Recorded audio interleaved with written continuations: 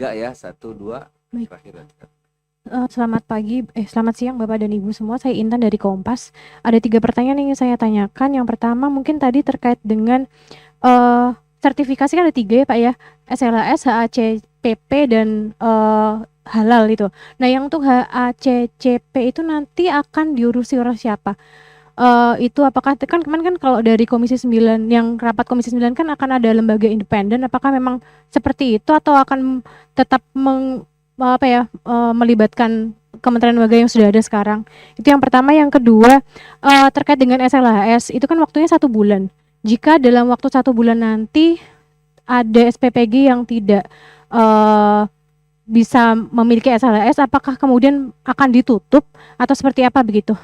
Dan yang ketiga mungkin, untuk, BGN juga, ini terkait dengan, kan dorongan banyak dari masyarakat sipil kan mendorong selagi dibenahi kenapa tidak di, eee, moratorium sementara begitu sampai memang benar-benar bisa sesuai daripada masih berlanjut kasus-kasus berikutnya yang keracunan ini. Nah ini bagaimana dari pemerintah, apakah memang ada, eee, pertimbangan untuk hal ini begitu?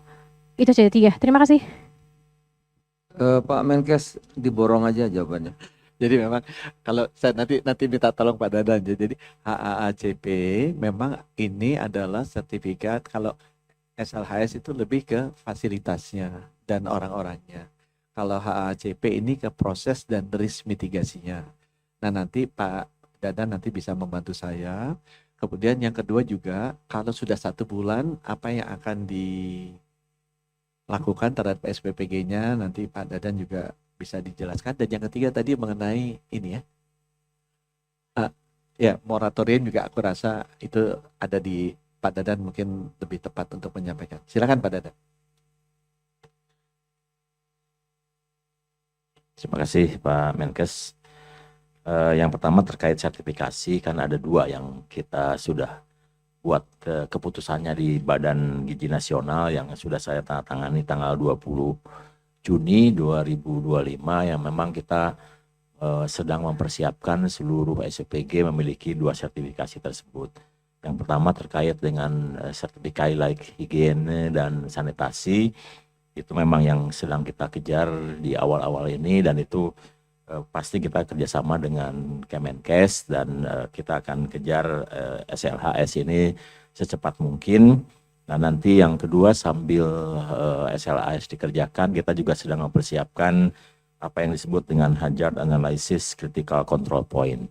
Ini lebih banyak nanti ke arah keamanan pangan, processing keamanan pangan yang kita nanti tentu saja akan bekerjasama dengan lembaga yang memang berwenang terkait dengan sertifikasi HACCP ini yang pasti sudah disertifikasi oleh KAN.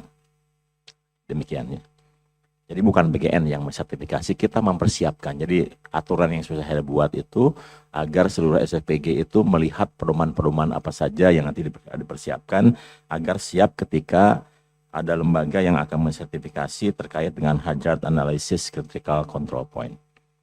Nah kemudian untuk SPG yang bermasalah, untuk sementara ini kita stop dulu ya karena satu kan ada kejadian yang memang harus dianalisis, diinvestigasi sehingga kita akan tahu sebetulnya apa yang terjadi di tempat tersebut. Sekaligus juga kita merupakan aspek kehati-hatian karena ketika kita sudah melakukan kegiatan dan ada masalah, biasanya akan ada datang peruntutannya ya seperti contoh yang sudah saya contohkan di NTT ya. Jadi ada satu kejadian di NTT, ke satu SMP itu kita stop begitu ada kejadian dan 10 hari kemudian ternyata di SMP itu mengalami keracunan yang bukan dari MBG. Ini salah satu aspek untuk kehati-hatian terkait dengan hal tersebut.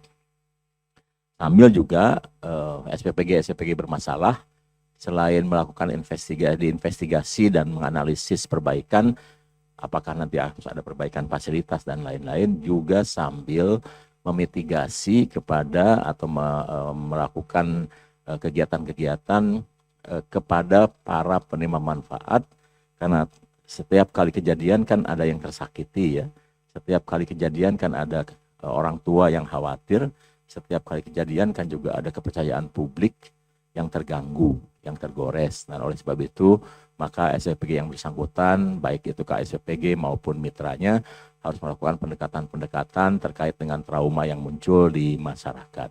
Dan itu adalah salah satu tugas yang harus dilakukan. Yang terkait dengan kegiatan MBG, saya tetap diperintahkan oleh Pak Presiden untuk melakukan percepatan-percepatan karena banyak anak, banyak orang tua yang menantikan terkait kapan menerima makan bergizi gratis. Di luar perintah itu saya tetap melaksanakan kecuali nanti Pak Presiden mengeluarkan perintah lain. Terima kasih.